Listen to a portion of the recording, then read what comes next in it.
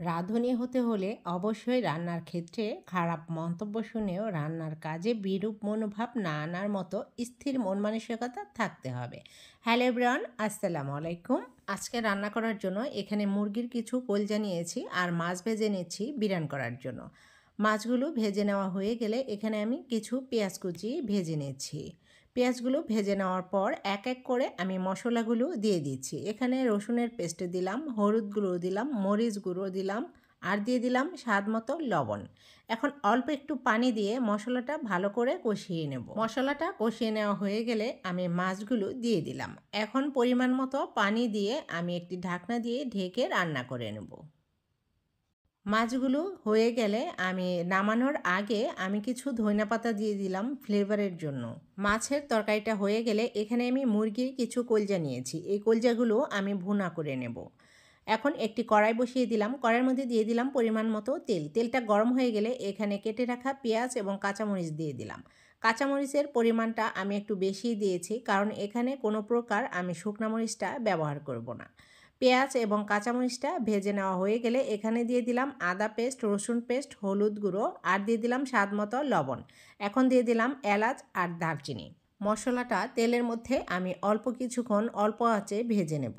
মশলাটা যখন তেলের মধ্যে ভেজে নেওয়া হয়ে যাবে তখন এখানে আমি অল্প একটু পানি দেব। পানি দিয়ে মশলাটা আমি কিছুক্ষণ কষিয়ে নেব। এভাবে মুরগির কলজা বোনা কাঁচামরিচ দিয়েই করে নিতে পারেন। মশলাটা যখন কষানো হয়ে যাবে এখানে আমি কলজাগুলো আগেই ধুয়ে পরিষ্কার করে রেখেছিলাম, এই কলজা গিলাগুলো আমি দিয়ে দিলাম। মশলার সাথে কলজাগুলো ভালো করে মিশিয়ে একটি ঢাকনা দিয়ে ঢেকে আমি কিছুক্ষণ কষিয়ে নেব। মুরগির এই কলজায় কিন্তু রয়েছে নানা রকম ভিটামিন, আয়রন, ক্যালসিয়াম, ফাইবার ছাড়াও আরও অনেক উপকারী উপাদান। মুরগির কলজায় থাকা ফাইবার ও আয়রন তা কিন্তু আমাদের শরীর ও হার্টের পক্ষে খুবই উপকারী। এমনকি মুরগির কলজায় থাকা ভিটামিন এ এবং বি আমাদের দৃষ্টিশক্তির বিকাশে সহায়ক। কম ক্যালোরিযুক্ত খাবারের মধ্যে অন্যতম হলো মুরগির কলজা।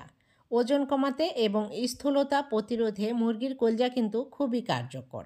অল্প অল্প করে পানি দিয়ে আমি বেশ কিছুক্ষণ সময় নিয়ে আমি এই মুরগির কলজাটা আমি ভুনা করে নেব।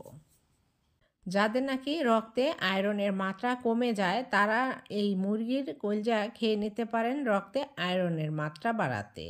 কিন্তু এই কলজাগুলো দীর্ঘদিন ফ্রিজে সংরক্ষণের পরিবর্তে কলজা টাটকা খাওয়াই উত্তম। মুরগির কলজা কিন্তু আমাদের স্বাস্থ্যের জন্য অনেক উপকারী, যা রক্ত স্বল্পতার সমস্যা সহ বিভিন্ন গুরুতর রোগ সারাতে সাহায্য করে। সপ্তাহে একবার হলেও আমাদের মুরগির কলজা খাওয়া উচিত। ভিডিওটি ভালো লাগলে একটা লাইক, কমেন্ট এবং শেয়ার দিয়ে দিবেন। আল্লাহ হাফেজ।